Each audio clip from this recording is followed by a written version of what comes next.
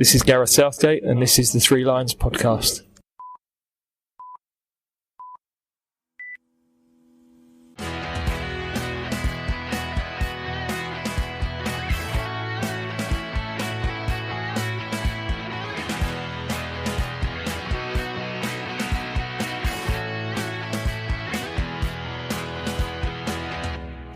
Hello and welcome to the Three Lions podcast. My name's Russell Osborne. This is an Independent England football supporters podcast.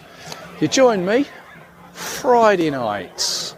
We are just wandering down Wembley Way along with everyone else, all heading towards Wembley. I've already been for a beer in the Green Man. I've already had a beer in the Torch as well. It's Friday night. Why not?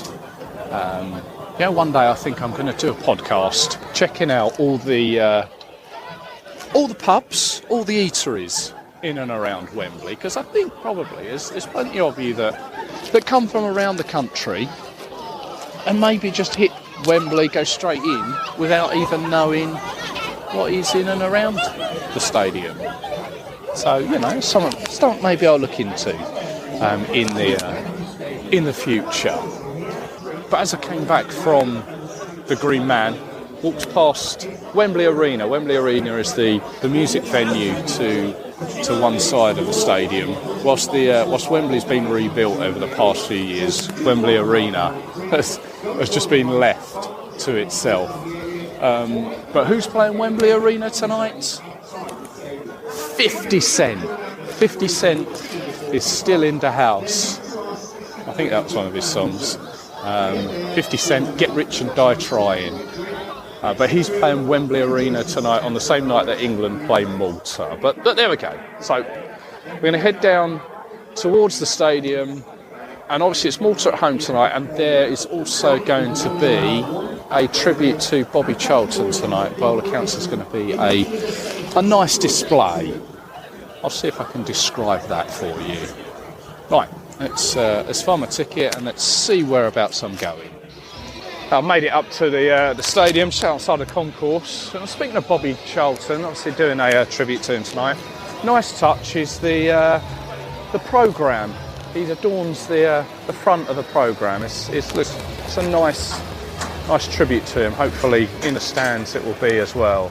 Right, here we are. Entrance C. We are making our way through. No beeps? That's fine. Thank you. Thank you. Into the ground we are, taking a seat behind the goal. Plenty of England flags already hanging to be seen by the TV audience tonight. But just thought I'd run you through the team. But just before I do that, Jude Bellingham and Levi Colwill, they pulled out since the preview episode, I think it was. But the starting 11 tonight against Malta, fairly strong. Jordan Pickford, Kieran Trippier, Fikayo Tomori, Conor Gallagher, Mark Gay, Harry Maguire, Phil Foden, Jordan Henderson, Harry Kane, Trent Alexander-Arnold and Marcus Rashford. It'd be quite easy to say England are going to score a hatful tonight, but it's important to remember. I think obviously we only beaten 4-0 in Malta. Have beaten 4-0 previously in the other away game a couple of years back. I think we're going to get a fair few tonight, but I don't think we're going to have a double figure score, put it that way. So I'm going to go half. I'm going to say that England are going to win 5-0. Tonight we celebrate the life of one of England's greatest ever players. Sir Bobby Charlton won 106 caps, scoring 49 goals for his country, and played an integral role in England's most successful team, winning the World Cup in 1966. His World Cup winning teammates Sir Jeff Hurst and FA Chair David Hewitt are now joining the players to pay tribute to Sir Bobby by placing his famous number 9 shirt and a wreath on the Wembley pitch. Please join us in a period of applause as we remember Sir Bobby. Where's everyone?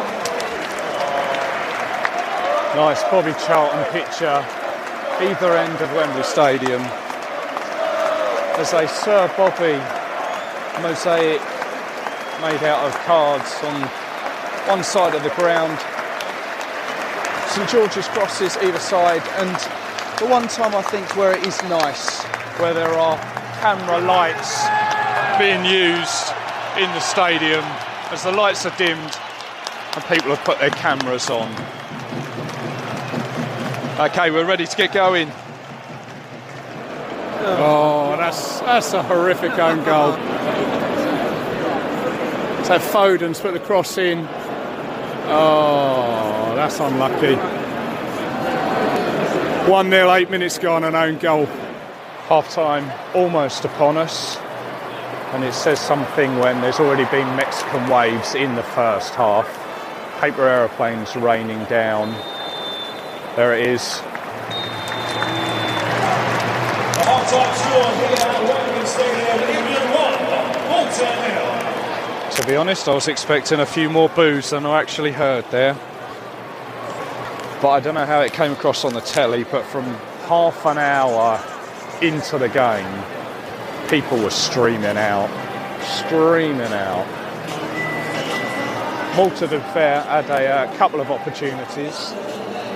One within the first minute, almost. Very San Marino, that could have been.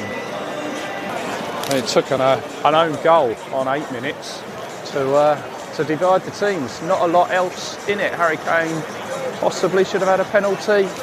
They haven't done a replay, and it was up the other end of the pitch from where I am.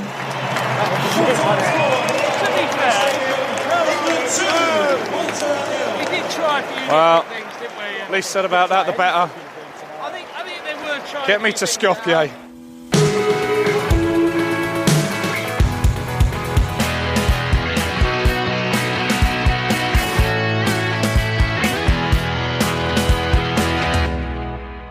And welcome to Macedonia. Like many England fans coming to the game today, we've had to come from various parts of the Balkans, basically because of a lack of direct flights going into the country. And of course, the ones that do, the prices are hiked up quite quickly. So I've seen many go via Copenhagen, Hamburg, Athens, and then onwards into the country. And then I've got to give a special mention to those that have come by coach, myself included. Coaches have come from all over, really. Paul Dennis organised one from Thessaloniki in Greece, which is one that I came on. There was one, Mark Griffiths organised some from Pristina in Kosovo. Dean Cornish, he's organised some from Tirana in Albania, as have a couple of others, I think. A few minibuses, I think. It's fantastic effort, superb. And I think it's important to acknowledge these because, I don't know, possibly won't get acknowledged anywhere else. I think it's just important to know the effort that England fans have put into helping fellow England fans. Although travelling by coach does have its downsides. You can be stuck at borders for a little while. And to be honest, we had a couple of hours between Greece and making our way into Macedonia. And from then, the border in Macedonia, we were given a police escort all the way to Skopje, into the centre, to the Holiday Inn, where we've collected our match tickets for the game later. Although there was no explanation as to why we needed a police escort. Two coaches being led by a flashing Fiat Panda. It does make you think, do other travelling fans have the same situation? I don't know. But it does also makes you wonder, the English history, does it still carry some weight of being problematic, shall we say? You'd hope not. But perhaps those days and thoughts are still with us. I don't know. Anyway, but we've gone an hour back in time rather than the 2 hours of Greece ahead of the UK. But here in the centre of Skopje, walking along the river, and you may remember that Alex from the Macedonian Twitter account, he told me about Skopje and the amount of statues that are dotted around the city, and he's not wrong. There are loads, and I've been here 5 minutes. And not just are there statues, there are lots of stray dogs as well. I'm going to go have a beer and find some Tosi Gravski, I think it's called, and we'll make our way onwards to the ground. So in the short time that I've been here, it's apparent that Skopje is nestled within a mountain range that sort of surrounds it. Just as sort of dusk came, the sky almost turned it's like a very sort of dusty red, which was quite nice. I think I've seen the centre of town. There's a square with a humongous guy on a horse dominates the square. It's massive, but it doesn't seem overly busy. But there is an abundance of policemen around who, I don't know, they're just standing on their phones, fag in hand, just chatting amongst each other. But I found some Tosi Gravski, which was all right. A bowl of beans in a ceramic bowl. I don't know if it had a little bit of cheese on the top, but it was all right. It was warm. So the square, that main square actually, that I say, with the horse on, there's a huge crucifix lit up that's sort of high up on the hill on one of these mountain ranges just on the side, and it kind of dominates over where it's illuminated. It's quite nice. But I found out the name of the river. The river is called the River Varda. So I'm going to walk alongside that. It is a fast-flowing river, to be honest, and there's some old boats that sort of sit alongside it. I don't know if they can't be original, surely, but they're old sort of like Tudor boats, maybe. They're probably used for events, I'd imagine. Probably restaurants on there. But there must be 3-4 of those along the river.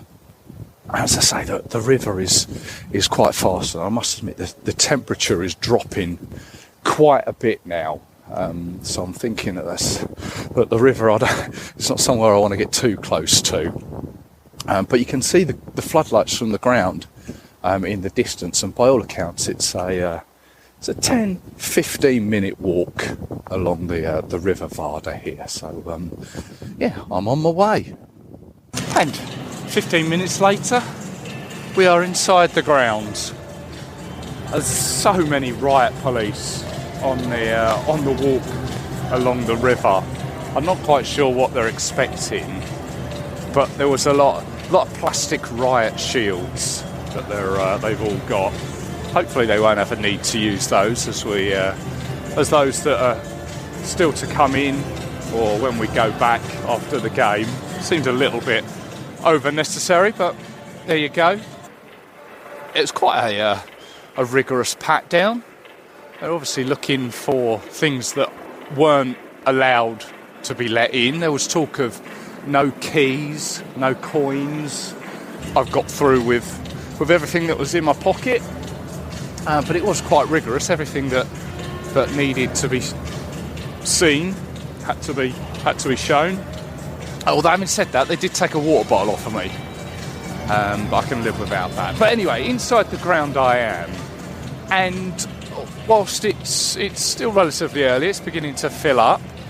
It's like the seats are divided up into like red and yellow strips, as it were. So looking opposite at the other goal, there are a couple of red areas, then there is a yellow area, red area, and then as you look round the ground, it arches up almost in a way that, if you think of like Huddersfield's ground in a sort of twisted way, it sort of raises up along the side and then drops down behind the goal. But it's an athletics stadium ground. There's the running track in front of us. Channel 4 are down there in the corner. The pitch, whilst we heard from Alex in the preview episode that the pitch has been relayed, it's a new artificial pitch. And I did read earlier that apparently some were saying that it's too hard. I don't know whether pitches can be built too hard. I'm not quite sure how that would be, especially an artificial pitch. I guess it depends on what's underneath it. But for an artificial pitch, it looks a little bit funny colours in some places. It's got like the traditional stripes up and down it.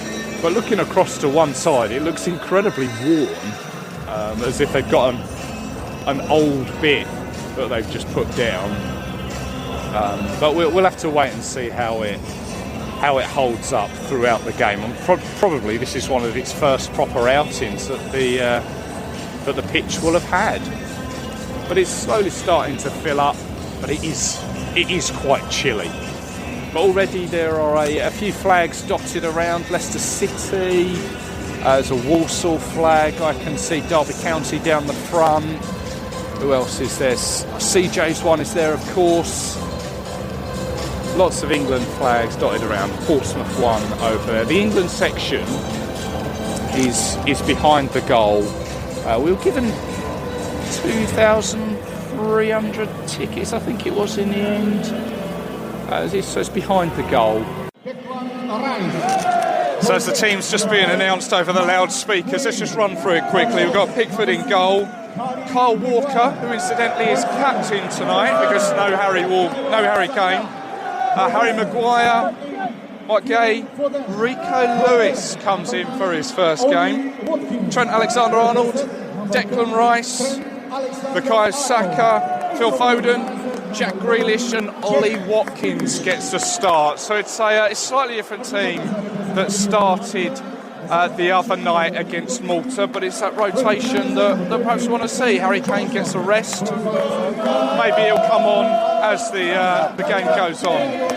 But at the moment the teams are just about to come out. The stadium is pretty full as it is at the moment, which is great to see. Loads of England fans inside the away end. And to think that Italy brought a minibus full to this end and England have packed it out for the last away game of this campaign. The last away game may be until Germany next year. We'll have to see.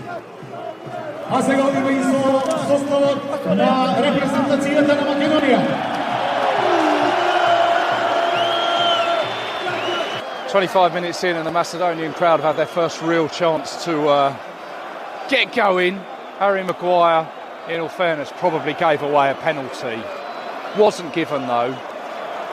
And now Macedonia have a free kick just by the corner flag. And they get a chance to ping it into the box. Let's see what happens here. Oh, swung it in. Missed the header. But England haven't offered a great deal. England playing away towards the goal, away from the England fans, so at the other end of the pitch. Ollie Watkins at the moment doesn't appear to have been given much service. We've had a couple of corners. England fans doing their best to get behind the team. And 10 minutes after Harry Maguire looked like he brought the player down, Macedonia involved in another incident. I think it was Rico Lewis on their number 9 in the box. Referee currently at the monitor. Here he comes. VAR decision says. Points to the spot. Penalty to Macedonia. The little kids, schoolboys behind the goal in their fluorescent orange jackets jumping around.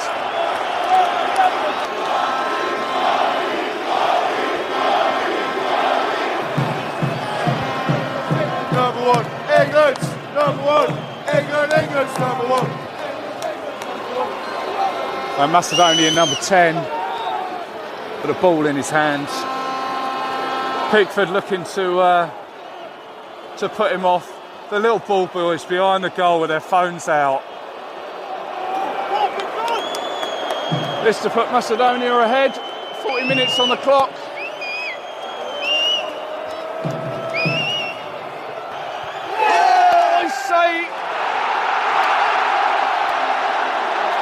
Saved it and scored from a rebound.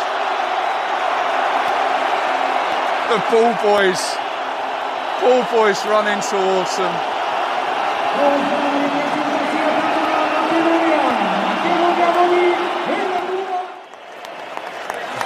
Half time, 1-0 to Macedonia. Didn't see that coming. To be fair, we haven't offered a great deal. I think it was until the very last bit of injury time in at the end of the first half there. I think Bukayo Saka had a shot that was just either went over or was just took a deflection over. But nothing other than that, not a lot else. Need to do better in the second half. Whether we'll have some changes remains to be seen. So a couple of minutes into the second half, we are all square. Bukayo Saka dancing around on the edge of the... I'll give out a VAR check. After we thought we'd scored, I bet it's offside, stupid. Bukayo Saka danced through on the outside of the box, crossed in, and Jack Grealish had the most easiest of tap-ins. But we've now got a VAR goal check. Fed up with VAR.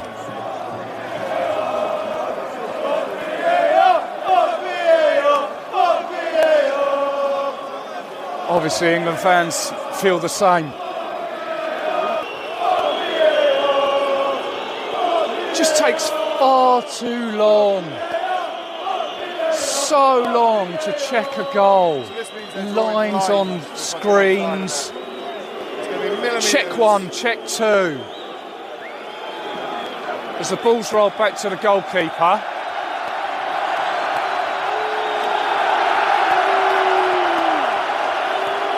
Been chalked off.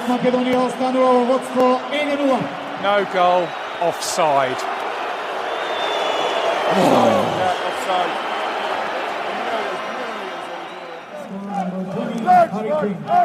Harry Kane comes on as a substitute. First touch, header in from a corner. We've offered nothing until he's come on. It just shows you what we need of him. And God forbid if anything was to happen to him. But yeah, it was a corner that he rose up, headed in. Macedonia 1, England 1.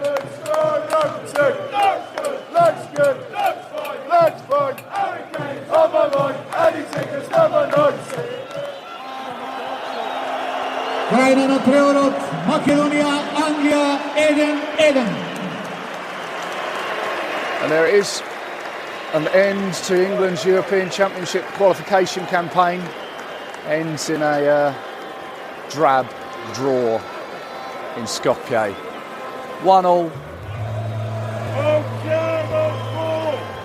Ultimately, we didn't offer a great deal, really. I don't think we really tested their goalkeeper whatsoever, other than Harry Kane coming in to head past him. But his all-yellow outfit is almost pristine, really. Credit to Macedonia, has to be said. They've done well. But it's a bit of a disappointing end, really.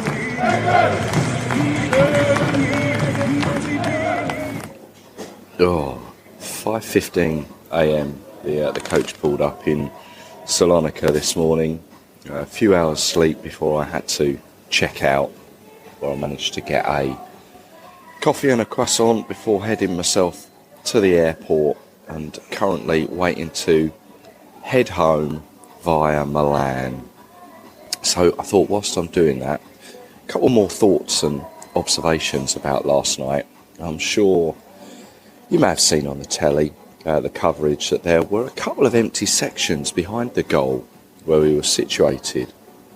Now, I know the supporters club managed to increase the away allocation to, I had a quick look, 2,332, but there should have been, or could have been, more scope for an extra couple of blocks either side, and there would have still been an empty area either side of both supporters, if you kind of get what I mean. I don't know how that could have been arranged, or who would have been responsible for arranging that, or what extra things are taken into consideration for that, but it just seems a shame when there was so many people keen to go, and there was, I don't know, maybe an extra, my estimations aren't good, but maybe about an extra 800 seats there? I don't know. Who knows? I've since read a couple of reports on the game. Turns out our goal was actually an own goal, and it wasn't credited to Harry Kane, although I certainly think his presence in that moment caused the goal, though. And from where I was standing, I don't think that new pitch played much of a part. I don't think there was any real issues, were there? I know there was a fair bit spoken about it in the lead up to the game. It didn't seem to prove many issues as far as I could see. And I can't remember if I mentioned the referee last night, but it did seem the game was it maybe a bit too much for him? Macedonia, they got many of the decisions, but ultimately, though, we weren't good enough, so I'm not going to lay too much blame at the referee's door. This game and the Malta one just felt a bit flat, really, didn't it? Especially when you consider the Italy home and away games, Macedonia at Old Trafford. Shouldn't complain too much because we qualified, and that was the ultimate aim. One thing you can't fault England fans for is their humour. You might want to tune away if bad language offends you. But the game ended, and as Channel 4, the broadcasters in England, as they were filming with their pundits, it was Joe Cole and the guy that used to play for Aston Villa, Manchester City, his name escapes me now. This was what was being sung.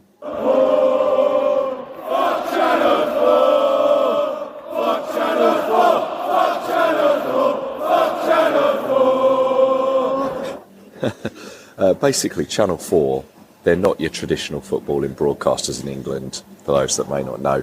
Generally, it's BBC, ITV or Sky, and I guess more recently, BT Sports, or whatever name they go under now. For those of you in Barcelona in 2007, I think it was, you'll also remember Setanta Sports and a similar situation. Anyway, the rest of the qualifying, France, the other night, they played Gibraltar. 14-0 they won, a new high score for them.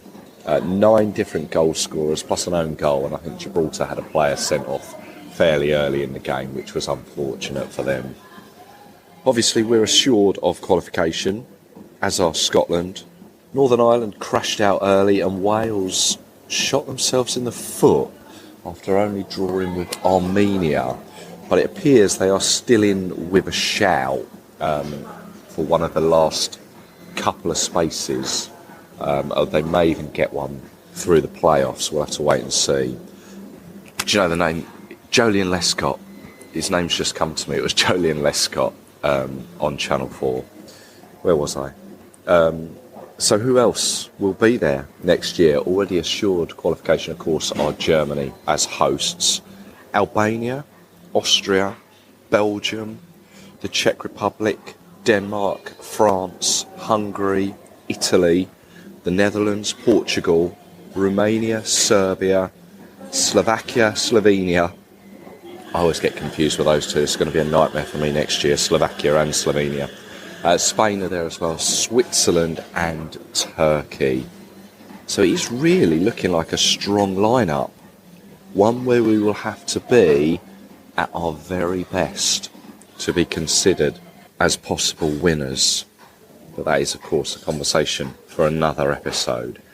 So I'm going to leave it there, as I am shattered, I have to be honest. And I think my flight is fairly imminent. So I'm going to wrap it up. Thanks for listening. It's been good to put some names to faces, have a couple of beers with people. It's been an enjoyable trip, even if we had to factor in the football. But until the next time, take care of yourselves. Cheers.